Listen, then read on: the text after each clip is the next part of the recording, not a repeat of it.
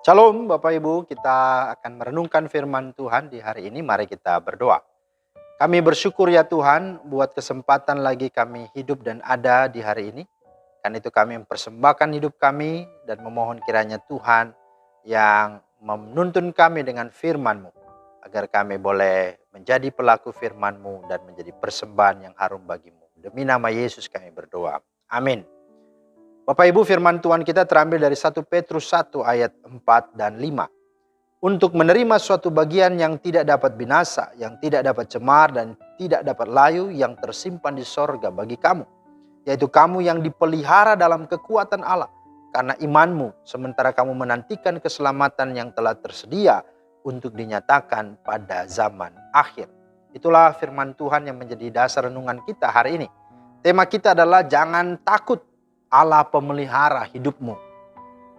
Nah saudara, harus diketahui bahwa selain Allah menciptakan seluruh alam semesta ini beserta dengan isinya, Allah juga memelihara ciptaannya, disebut dengan providensia Allah.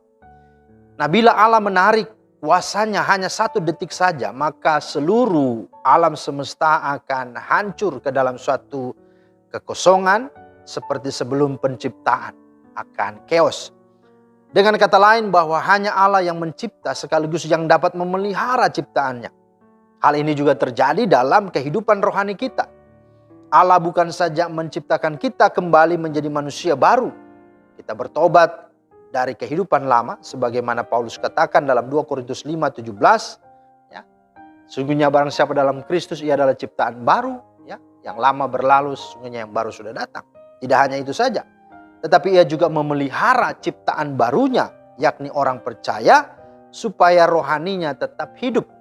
Artinya, dia akan menjamin seluruh perjalanan kerohaniannya, kehidupan orang-orang percaya. Nah, bila ia mengambil Roh Kudusnya dari kehidupan orang percaya sebentar saja, maka mereka pasti akan hancur ke dalam keadaannya yang rusak, seperti sebelum mereka menjadi percaya. Ibarat seorang yang hanya hidup dibantu oleh mesin oksigen. Ia hanya dapat bertahan hidup dengan alat bantuan tersebut.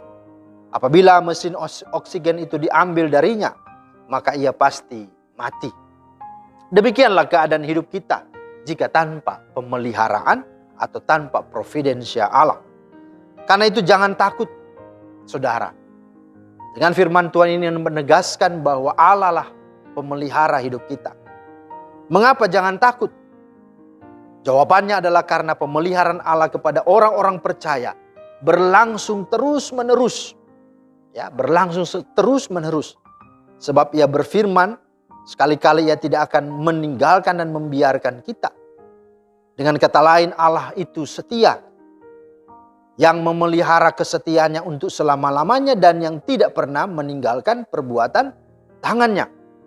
Itu jelas di sana. Bahkan dikatakan nanti kelak bahwa semua yang telah diberikannya yang sudah kita terima kelak itu. Kita akan mendapat bagian yang tidak dapat binasa, tidak dapat cemar, tidak dapat layu. Yang tersimpan di sorga bagi kamu. Jadi saudara, apa yang kita lakukan itu tidak hanya terus menerus dijaga dipelihara Tuhan. Tetapi itu akan kekal adanya. Maka kalau kita memahami hal ini, maka ada 3 komponen kekuatan dalam pemeliharaan Allah. Yang pertama adalah ada perlindungan Allah. Conservatio sustentatio. Itulah bahasa Latinnya. Kata dipelihara dalam kekuatan Allah itu menyangkut keselamatan kita. Kata dipelihara yang digunakan sama dengan kata yang mengandung arti penjagaan atau perlindungan kepada sebuah kota oleh pasukan tentara. Itulah latar belakang dari kata ini. Bicara tentang etimologi dan terminologinya. Ayat ini menjelaskan bahwa orang percaya dijaga dan dilindungi. Bukan oleh unsur-unsur manusiawi yang lemah. Melainkan oleh Allah sendiri. Itu yang tadi. Tidak dapat cemar, tidak dapat layu, tidak dapat binasa. Dan itu sungguhnya akan menjadi bagian orang percaya.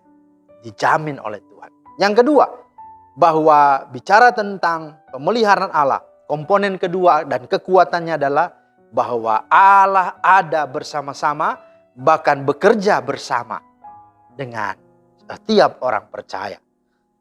Dikatakan dalam bahasa Latin, concursus cooperatio.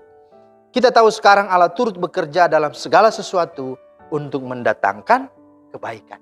Jadi apapun dalam hidupmu, Anda tidak pernah terlepas dari kontrol Tuhan, bahkan dari intervensi dan pimpinan Tuhan, kehendak Tuhan, tuntunan Tuhan. Sekalipun mungkin yang Anda alami sulit, susah, sukar, tantangan, masalah, yakinlah semuanya itu diramu, dirangkainya menjadi satu, menjadi sebuah warna dan sesuatu yang menyenangkan dan indah pada waktunya. Itulah sesungguhnya Allah. Dia turut bekerja dan bersama-sama dengan kita mendatangkan kebaikan. Dalam rangka ini adalah tujuannya Tuhan. Dan yang ketiga adalah kekuatan komponen besar itu dari pemeliharaan Allah itu disebut dengan ada pemerintahannya. Disebut bahasa Latinnya gubernatio, ya. Mungkin dari sinilah kata gubernur, gitu ya. Pemerintahannya. Ia adalah raja dan bapa dan sumber dari segala kuasa di sorga dan di bumi. Raja di atas segala raja dan tuan di atas segala tuan. Dengan kata lain, tidak satu kuasa pun yang dapat merebut kita daripadanya. Ya, ini ada di dalam Roma 8, 31-39. Jika Allah di pihak kita, siapakah lawan kita? Siapakah yang akan menggugat orang-orang pilihan Allah? Siapakah yang akan memisahkan kita dari kasih Allah? Jawabannya tidak ada yang dapat mengganggu gugat hidup kita. Kenapa? Karena kita berada di dalam pemerintahannya, teritorialnya, kekuasaannya. Karena itu jangan takut. Allah memelihara hidupmu. Tuhan memberkati dan memeteraikan firman-Nya. Amin. Terima kasih Tuhan untuk firman-Mu. Mohon Tuhan memampukan kami supaya kami terus percaya dan mengandalkan Tuhan. Berkaitan dengan segala masalah dan keadaan apapun. Tidak membuat kami takut dan khawatir. Kenapa? Karena Engkau Tuhan ada. Dan Engkaulah pemelihara providensia yang agung dan kekal dalam hidup kami. Demi Kristus kami berdoa. Amin. Demikianlah firman Tuhan hari ini. Kiranya menjadi berkat. Selamat beraktivitas. Tuhan Yesus memberkati. Shalom.